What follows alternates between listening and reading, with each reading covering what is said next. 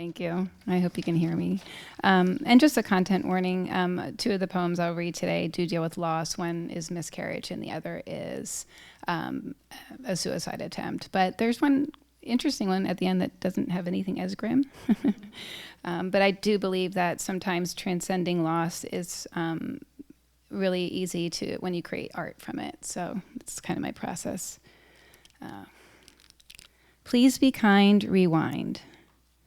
The blood returns itself. The bedsheet breathes.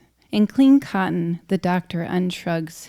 His shoulders study the opposition of gravity. Hope spools back to the beginning, a juggernaut of vine. The ultrasound machine swallows the sound, an incandescent knot, where my sun flickers, a heartbeat opening, closing, opening. A door rehearsing a welcome. I name the blur, the haloed grain of him. I sing in the shower, my voice, the water of baptism. The fickle cup raised high, I toast the gods of biology. Glass breaks, no one sweeps. No one sweeps.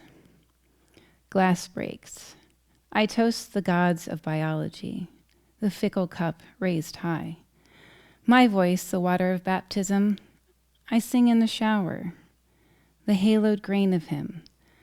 I name the blur. A door rehearsing a welcome, closing, opening, a heartbeat opening, where my sun flickers, an incandescent knot swallows the sound. The ultrasound machine, a juggernaut of vine.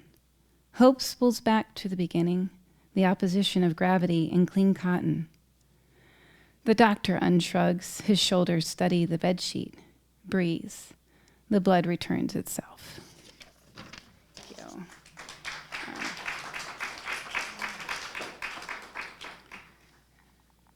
So last year, our eldest son had a suicide attempt.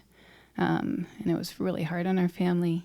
But I wrote this poem as a long arm poem to kind of take the grief and transform it into something else. What I can't keep from falling rehearses its falling. Knock, knock. Who's there? My son's depression. My son's depression who the ceiling fan catches in, my breath around blades, and there I go, behind the stuttering light that makes a copy of me. Knock, knock. Who's there? Suffering. Suffering who? He is suffering the day clean off its hinge, suffering the clouds until they rupture into a brilliant wound. On YouTube, a house in Rodanthe leans into the sea. Its queasy roof heaves last, and somewhere else, the green earth near Verona, stay with me, invites cathedrals to press, stone into permanence. Below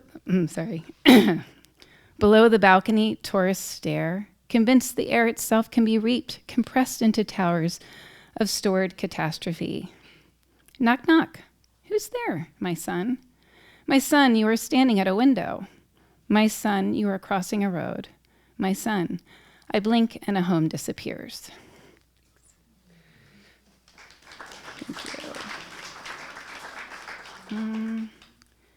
And I have one more for you, if I'm good on time. Thanks. This is a lighter-hearted piece called Apocalypse To-Do List. It's the last day on Earth. Wait, before you go, I know you've heard this one before, but I'm going to eat a huge cheeseburger with too much mustard and watch the sunset. But wait, before you go, I'm still going to drive a few hours through the empty roads. I'll leave the windows down, arm out, do the wind wave things kids do from the back seat. Everyone's in their houses searching for the last worth doing.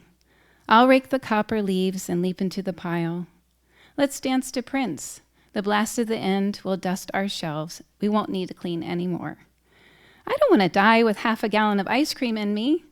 I want to run. Let's go. Let the dogs out of every shelter. Play with them in the grass, in the field, until we collapse. I will. Take my vintage Pyrex mugs and throw them off the quarry just to hear them sing and to shatter. Let's buy the seaside cottage, finally. I'll gather every card my children have made me and pad my body with their soft, loving words. I could spend my last hours holding out a finger for a monarch to land. I'll shake the orange chrysanthemums like pom-poms just to see if they fall apart around me. Yes, a last cup of coffee. Let's decorate for Christmas. I'll only hang the lights.